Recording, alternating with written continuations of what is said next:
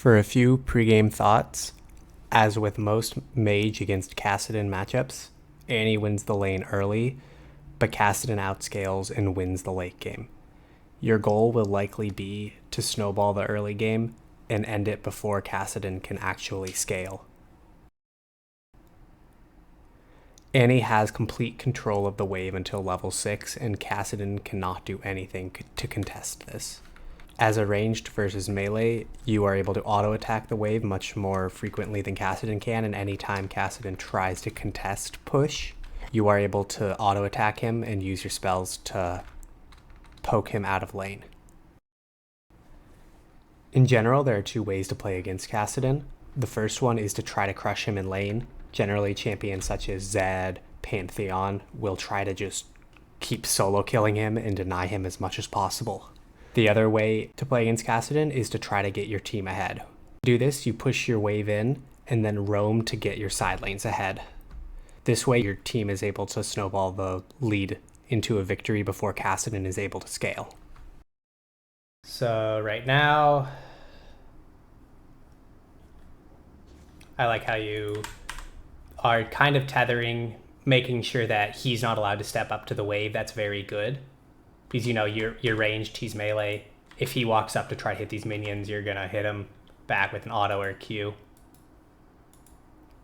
So you actually zone him off from that minion. That's good. One thing, I'm not sure if you noticed this at this point, but notice how you have 5 minions now and he has 6. Wave is going to push into you. Yeah. That's really good because that means Kassadin can't do anything. Oopsies. Yeah. So he's then push into yeah. me, So if you're able to if you're able to keep it like this, that is really good. But it might be hard to do while you're tanking minion aggro for no reason too, which is kind of annoying. Yeah. Just happens sometimes. So that kind of breaks the freeze a little bit, but you know, a little unlucky you missed that minion, but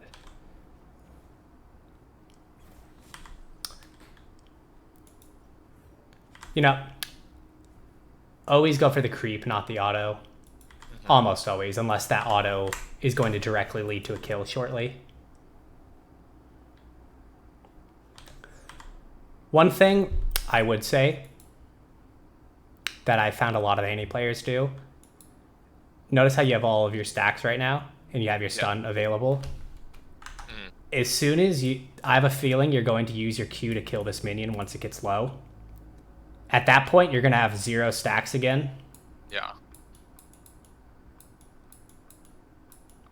That means Kassadin can walk forward again and not fear getting stunned. Auto stun, auto. You know, that means he has no threat. Yeah.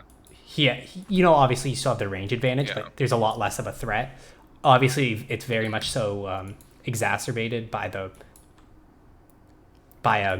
a range versus the worst level 1 champion versus a range, you know. But if you do that, if you can use your auto to do it, very good, you do it there. And see now, again, you do have the level 2. You probably want to be going for this minion here. You don't want to miss it. But I like that you do keep your stacks up here as long as you don't miss farm. Yeah, I've been practicing a lot, trying to like practice without using any abilities. But yeah, it's hard. I just find her auto attack is really slow, which is kind of you get used to it eventually. But notice how you missed half the minions. Yeah. You know, he's got 2 so far, but 1, 2, 3, 4, 5, 6, 7 more minions, so he could end up with 9. Same farm as you if he farms this well, which, you know, he has the potential to. Nice job getting that.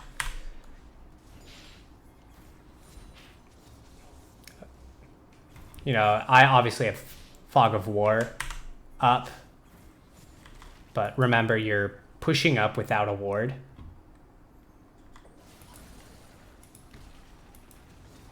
Which is kind of risky. You don't need to flash here. They can't kill you.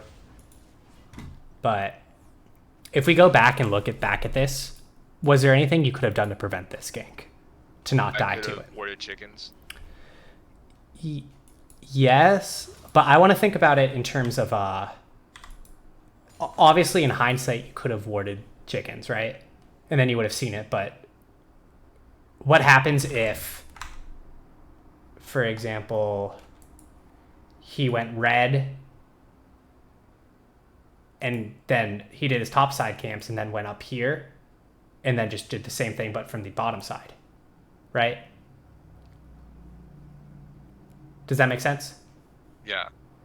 Because who's to say he couldn't have just done his red into his golems into here and then saw that you crashed the second wave and then just gone for a quick easy gank, right? So what I'd say right here, it's a little unlucky you got ganked. This is kind of a cheesy gank for a Trundle to do, in my opinion, but maybe just stand off the minion wave a bit. Yeah. Farther back. Oh, maybe crash on the third wave to the second wave? Yeah. Generally, you want to crash on third.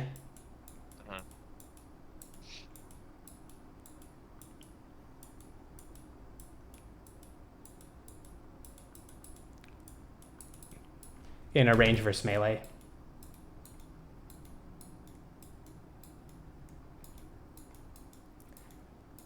Right?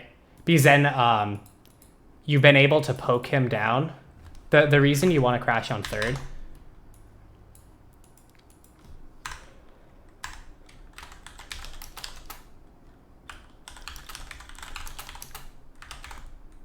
the reason you generally want to crash on the third wave instead of second is you build a huge wave to harass enemy while they try to farm it, right? Oh, and then if they gank, then they're denying themselves a bunch of CS. Yeah.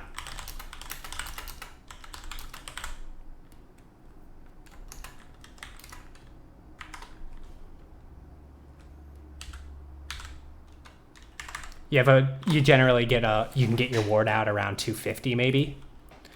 And then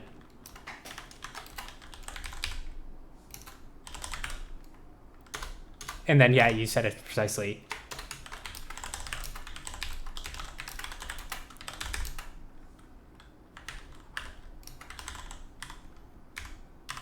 They miss a lot of XP, they miss a lot of creeps, gold, right?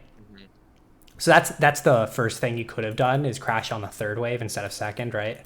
Yeah. Just fundamental, just game. Because if you did that, Trundle would have still been on here. And generally, what I do if I do crash on second wave,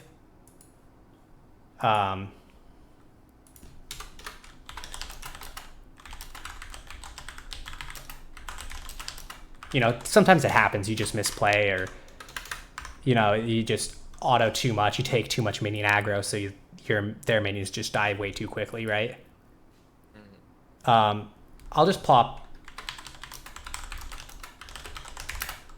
you know, just quickly plop the ward on chickens right here. If you're doing it from this side, you can quickly... what I usually will do is I'll... if you're pushing into here, what I'll do is I'll ward right here over into chickens. If I think that that's where the enemy jungler might be. One other thing I might do is I hate warding in this bush because it doesn't give you much vision. They can easily wrap around you. So what I usually do is I just ward right here. Okay, yeah. So you don't have to walk all the way to push toward here because, you know, you're going to miss some minions. You want to miss as little as possible, but you want to make yourself safe. A ward here against most junglers, you know, if you're against Zac or someone who can just gank you from here, Kane, you know, it's a little bit different, but as a general sense, you just, if this is the end of the bush, you just plop it right here. You just, that way you walk here, you can get there, and you're still within EXP range. And that works for the bottom side as well. You can just plop the ward here. You have had zero information of where the enemy jungler started, but I'm pretty sure I remembered seeing that their bot lane leashed. So you know he's going to be pathing from this side as a general sense. But But again, yeah, you could have just plopped a ward here. You could have just quickly saw that you crashed the wave here, gone for a quick auto QW on him, and then immediately ran back, plopped your ward, plopped a ward on chickens, and then you can play a little bit safer knowing that you at least have some vision, right? But now you've used your harass on him. You don't really have much up. Yeah. You know, you could just take this minion and then quickly go for a quick ward, right? And now you're playing really far aggressive. You have no vision. And you get ganked. It's not end of the world. You end up getting out. But, you know, he misses cannon for it, but you lose a lot of health. And now you have to play safe. And now given this lane state, what do you think you should do? So now I just let him push. Because it's going to push into me, so I let him slow push it into me. While just sort of trimming the wave a little bit. But what do you think I'm going to say that you should do? Notice that he's out of his refillable potions. I'll harass him, get him off the wave. Well. And you're also out of your potions, but you have 2 ticking, so you're going to be full health. What I'm trying to get at is, I agree that you let him push, but maybe you can get a freeze around here, right? Trim the wave a little bit. Maybe your Kayn will be able to come gank him. Worst case scenario, which you should be totally fine with, is Trundle just comes back and helps him break the freeze, gets the crash under tower. Or he just gives the freeze, has to reset and teleport back in. That way you got his teleport while you have the ignite advantage, right? Yeah. And usually even like junglers won't help break freezes in like this Hela. So like But you know, if the enemy jungler, you know, obviously in silver doesn't matter as much. But if the enemy jungler shows mid lane, that means your top lane knows that he's not going to get ganked, and your bot lane know they're not going to get ganked. So that should give them an advantage, as well as giving your jungler the advantage to say, hey, if Trundle's mid, I can go take his camps real quick. I can come counter gank because we're stronger. You know, it gives your team a lot of options because you're taking pressure to allow you're taking pressure so your team doesn't have pressure. Imagine that your bot lanes were reversed and this was your bot lane, right? They should be scared right now because they don't know where Kayn is, right? Mm-hmm. But imagine Kayn shows on the map mid lane to help break a freeze. They're like, oh, cool, we can just keep pushing and harassing under tower, get plates, and we know the enemy jungler is not going to be here to punish us, right? You know, in silver, they're not thinking of that. They're just like, ooh, I'm going to hit tower because I can hit tower, right? But it's just something to think about. You don't need to think about it too much right this second, but that's what I would say. And then again, pass.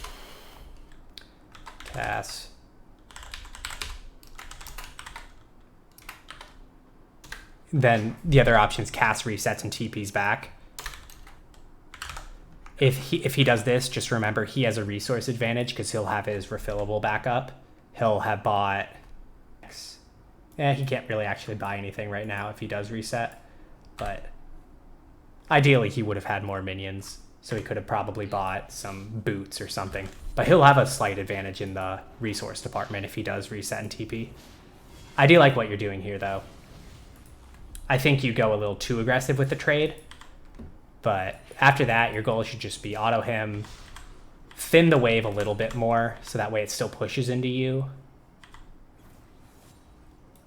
And again, now you have to be very careful with your mana, because now you're low on mana. I would not use mana on anything for the time being, unless you need to. And notice how you're using mana on a W for him. I don't really think that's worth it, unless you think it's going to kill him. Actually, if I auto there, I think. Yeah, I think it does, but notice how what I meant by that was, if you don't kill him here, it's not worth it because then you don't have teleport, right? So in my opinion, if the Kassadin and you were both smarter, he would have just flashed away immediately after that or something, and then you would have been locked in a lane with no mana. He would have just reset TP back, and you would miss the next wave because you don't have teleport, right? But this is fine if you know you're going to kill him. But that makes sense, right? It's fine if you kill him here because then you get the resource advantage. You get a kill on him. But imagine if you use your W there and that was all you were able to get him to. You were able to get him to, instead of 100 health, 200 health. You're not going to kill him from that high, right? Yeah. Now you're stuck in the lane with 16 mana. You're not going to be able to push this wave. He can just teleport back to the minion wave, and then you're screwed, right? Yeah. So it's just something to think about. It's a little unlucky. You just flash and then right-click immediately. You right-click and then you can flash, and your auto will go off immediately. So it's a little unfortunate that doesn't go. But see now also 1, 2, 3, 4, 5, 6. 1, 2, 3, 4, 5, 6. I think this is going to end up pushing into him, but it could push into you. But you don't really have enough mana to push it quickly, right? Your jungler ends up coming, but notice how troublesome it is for you to push this wave in. It's also bad for him to teleport there. He could have walked, and he wouldn't have missed much. But do you see how long it's taking for you to push that in? You push it in, and the next wave comes before you even pushed it in and crashed. So that just shows that Kassadin easily could have walked, right? And again, you're using... I think that's a good time to do it because you're about to reset. So you don't mind wasting the last of your mana as long as you can push this wave in. And as long as you know you're not getting ganked. You still haven't put your ward out yet. Here. Or maybe you did, I just didn't see it, I don't remember. No, I put it up before, but I didn't. I should put it in the order here. But yeah, you don't have a word out right now, and you have no mana, you have no flash. You know, if Trundle is here, you're kind of in doomsday. But I don't mind you wasting your mana because you're about to reset, so it doesn't matter if you're out of mana when you reset. And he doesn't want to reset again. You're just getting his health low, so that way when you do come back, you should just immediately have run back here and reset. Because realistically, what's better? You resetting, going, and buying your lost chapter? Or you don't have enough for a lost chapter, but you resetting and buying boots and an amp tomb or whatever it is, right?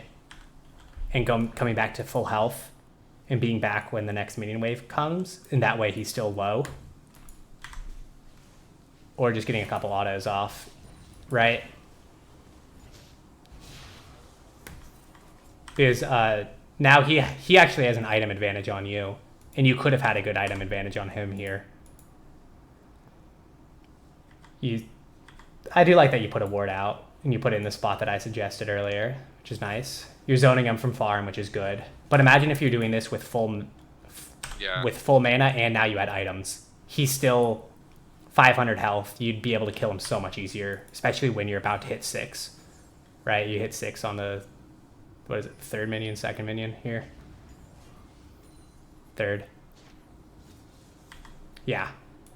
So if you go for an ult on him here, you just barely might kill him through his Q. But imagine if you bought, you'd definitely be able to if you got onto him, right? You know, you should be able to rotate here and help Pike. At the very least, I'd say position back if you're not going to help him. Yeah, I think I noticed this, but I don't think I can. Yeah. Even if you don't help him, you don't want to be too aggressive with it. Yeah. I think I just works kind out well. of stop them from. You know, it's annoying because then they break your freeze. Or slow push. You reset here, which is really bad because you could have easily collected this wave. Now you're going to sack a whole wave for no reason. Imagine if you just reset earlier when I suggested. What I would have suggested here, given the fact that you didn't reset, you know 3 of them are here. They've already shown their cards. They're pushing the wave. If they had threatened to freeze it, you know, then you probably just have to reset and give it whatever. You can't do anything. But they were pushing it. They're not going to really try to dive you right now. It's too early in the game. It's silver. They're not going to try to dive. You could have just easily stayed here, caught the wave. You had enough mana to be able to last hit this under tower with Q, right? So I just recommend doing that. You miss 1, 2, 3, 4, 5, 6, 7 minions for that for no reason. 7 minions in XP, and that whole XP lead you had on him, basically gone, right? Yeah.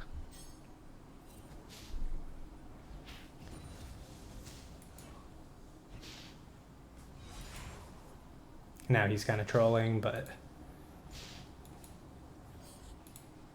So what you could do is try to be annoying and stop his reset here. Right?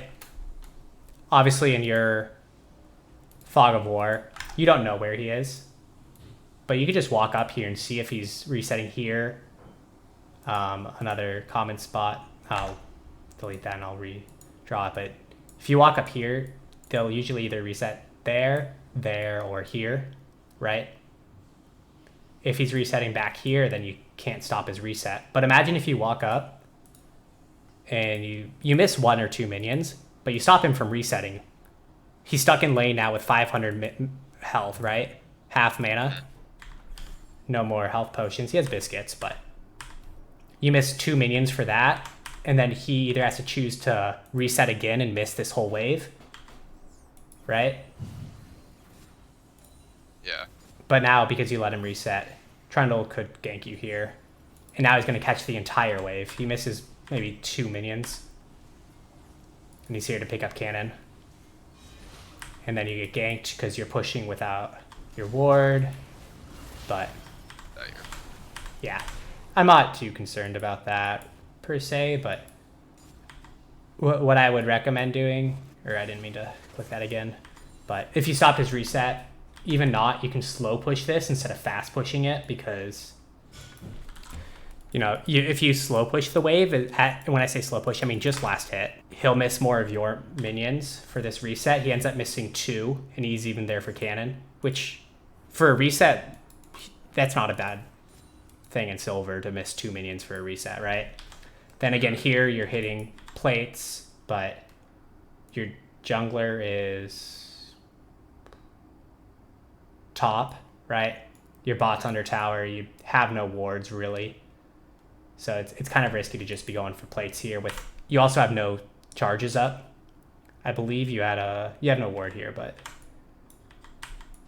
you have no charges of your stun stacked up right now. So what you could have done is just used a Q on a minion quickly to try to get a couple of stacks, right? Or while pushing the wave here, you could have just saved your stun.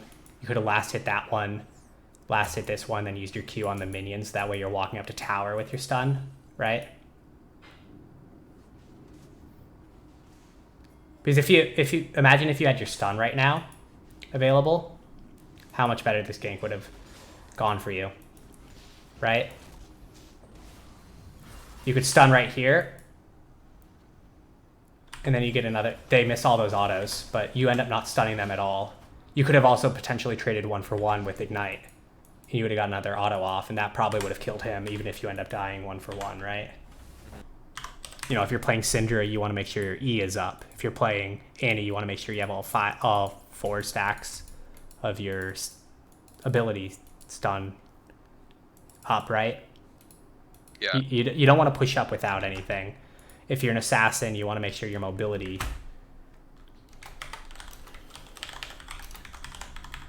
Yeah, like you don't push up with a W one set. Yeah. That's a great example. Yeah, so that's just why you died here. You didn't have wards. You could have just played a little bit cautionary. Also, what you could have done is, you know, their bot's playing extremely aggressive. Maybe you just push the wave and go bot, you know? Yeah. You're a mage. You can still roam, though. It's hard to do without boots, but you at least have tier 1 now.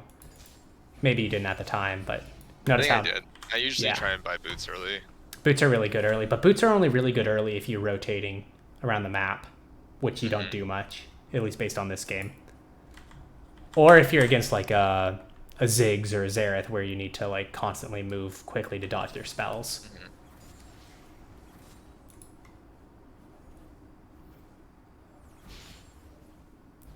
Some autos, but I mean, I think that's mostly enough now. You go for an all-in, but you never one-shot him without ult there. It's unfortunate your K never came, but there wasn't much opportunity for him to come. And again, you step up a little too far here. and you have to blow your flash, which this Trundle already shows that he likes to gank you. You're an easy target, especially when you don't have your stun up all the time. You've been pushing up without your stun. You've shown that you're an easy target, especially without flash. He's going to come back. So let's just see what happens again. You step pretty far forward. The moment you see him, he was walking this way, right? And then he immediately turned back. At that point, you should say, oh wait, he's going to ult back in on me. That's when you should just immediately turn back. He's probably still going to ult, but he's only going to be able to ult here. He's not going to hit you with his ult. You're going to be out of range. Then you can hit him with the QW auto and E and use your E if it's up, which, yeah, it will be in a second. That way his QW auto won't do much to you, and you don't need to flash, right? Oh, I did that a little too early, but yeah, you just tethered a little bit wrong. I was a little incorrect about the timing of it, but the idea still stands, right? Yeah, you might have died to that, but I think it's safer to flash, yeah.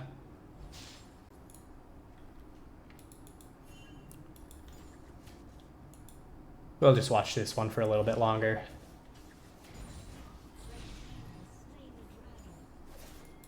Not too much more to go off of this one.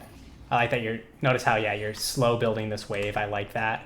You're kind of last hitting, so that way the wave that does crash is really big, which I do like against Kassadin. But remember, you don't have good wards. You only have this ward here, so Trundle could easily walk around here to gank you. He could also come from top side up here and gank you really easily. You're flashless.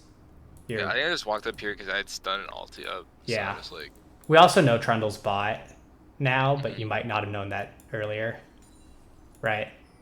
When you started doing this slow push. So you just got to be a little bit careful. When you don't have flash, you have to be a little more careful. Because what if Trundle didn't show here and Kassadin just started to tank these minions and freeze it? If you do walk up to break the freeze, there's a chance that he's bluffing and Trundle isn't here. He's bot lane. But until you know, you have to assume he is there. So imagine if Trundle was here and he just tried to freeze it here. What could you do, right? You just got to kind of think about that. So right now your best option would be probably just freezing if possible, but I like that trade. Oh, yeah. That's kind of dumb from him. I like that you saw he's low. You might not have seen, but you know Trundle's bot, so you can do that. What I'd do is I'd send Tibbers to tower, get a plate, and then reset here. Yeah. You miss a plate for free for that, but I do like that you reset immediately. I think Tibber gets you the... Yeah, he probably does get the plate there, because he wouldn't immediately target mid aggro because it takes cannon first. Yeah, so I don't know exactly how that works, but you could have gotten the extra gold there. Something small. I do like that you reset immediately instead of walking up to take the plate. But yeah, the wave's pushing back into you, which is good. Too much more to analyze, honestly, in this game, but... Because, you know, the game's already going to be lost. The enemy bot lane is 6-1. Enemy jungler's 3-0. Enemy top's 2-0. Right? Let's just quickly go back and see that trade, what went wrong. He ulted behind me. I missed my W because I... Yeah. Yeah.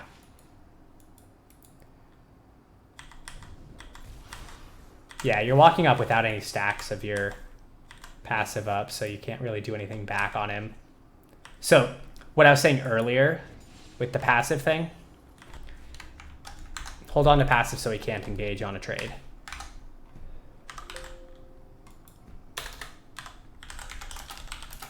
Right? Yeah. Obviously, this part I'm about to mention is a bit more of a higher elo concept, but because they just took bot tower, their enemy support could easily come mid and gank you as well. But I think he does here, actually. Yeah. But more importantly is, again, imagine if you had your stun up right now, and in the previous wave you just last hit. Unfortunately, you miss your W, which kind of sucks. But you would have been able to WQ him immediately, right? He was out of mana until he used W auto on you. Then you would have been able to walk out of range, so he couldn't use W auto on you, which is a lot of damage, right? Yeah. So not only would he have done a lot less damage to you, he'd be out of mana right now because he wouldn't have been able to use W on you. You would have done more damage to him. It just all around would have been better if you just have your passive up right here. You're playing aggressive when you don't have the means to play aggressive. Yeah. Yeah. You do get ganked here. Well, that's unfortunate. I live. Yeah, you just reset here. You just have to reset. It sucks, but you have to sack this wave. There's nothing else you can do at this point. But at this point, I'd say the game's basically over. Obviously you could still win a slow elo.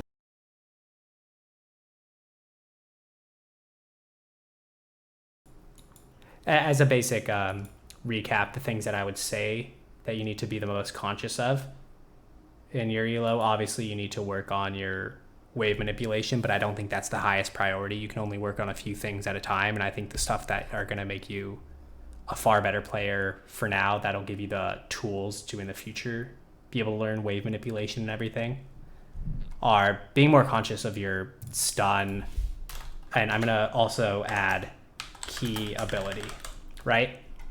Yeah. It's not necessarily your stun, we talked about it earlier. It could be on Zed, it's his W. On LeBlanc, it's her W. On Ahri, it's her E. It's her charm, right? Mm-hmm. On Annie, it's not really an ability, it's her passive. When does she ever stun stacks, right? Yeah. You have to be more conscious of it. When you don't have it, the enemy has a lot of threat on you. When you do have it, you have a lot of threat on the enemy, right? It can prevent the enemy jungler from ganking you. They could gank you, and then you just Q them and then say, okay, bye, right? Yeah. But if you're walking up and you don't have stun, it's very easy for them to go for a trade. When you went, when I believe you were like level 9 or whatever, and you walked up to the Kassadin, he ulted on you and got you to about 25% health because you walked up without having any stacks on your passive. Mm-hmm. If you just use your autos to preserve your passive, if you're on Syndra, if you use your E to go for a trade, you have to play extremely passive until it's back up. Yeah. Right? Unless, of course, you get the enemy to... You don't have stun up, but the enemy's at 10% HP and you're at 50, Or like they know you have 6 up and like you like... Yeah, unless you have an obvious advantage where, to the point where if they do try to contest, you just kill them. Yeah. Obviously there's exceptions to the rule. Yeah. But as long as there's no immediate threat of killing the enemy, you just need to be careful when you don't have your key ability up. Yeah.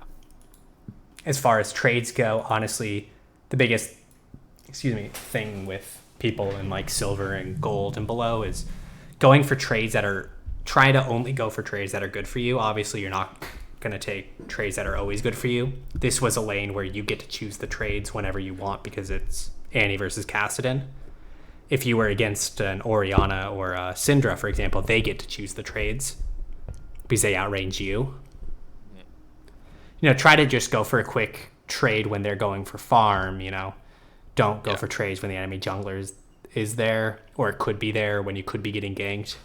It's kind of smaller stuff, but just keep in mind, keep thinking about the trades that you're going for. Was that a good trade? Why was it a good trade? Was that a bad trade? Why was it a bad trade? How can I prevent that in the future? How can I keep doing the good trades in the future, right? Yeah. Then again, you want to ward more and you want to ward better. You want to avoid ganks. You want to think about your wave's position. That's a bit more advanced for you. You don't maybe have it on the back burner, but it's not. People always say, "Oh, think about wave. It's all about wave manipulation." But if you're in silver still, there's, in my opinion, and obviously it's just an opinion and my belief, but there's more important stuff for you to be focused on right now that could give you better results. Obviously, I think wave manipulation is important. However, I think it's more important for you to get the fundamentals of warding, avoiding ganks, getting better trades, being more conscious of your key abilities, right? Yeah. And then once you get those down, then you have the tools to be able to then go and learn better wave manipulation, right? Yeah. It's easier to go that way and then than to try to learn them all at once, or to try to do it the other way around where you learn wave manipulation and then learn these things. Yeah. Okay. So just okay. You don't want to die for no reason, right? Yeah. No, of course not. If you think the enemy could be there, you just play like they are. You don't want to die for no reason. You want to play a... Obviously, you're going to have some risk in your game, but you want to play a somewhat low risk with a lower reward. But if you're playing... Flippy. It's not coin flippy. It might not end up mattering in that particular game, but over a larger sample size, over hundreds of games, there will be games where your bot and top end up getting ahead in your jungler because their jungler's wasting all their time mid and not getting much of anything. You lose out on maybe 10 farm and maybe you don't kill him in extra time, but you're wasting his time, right? So you want to play a little lower risk, lower reward, but consistently.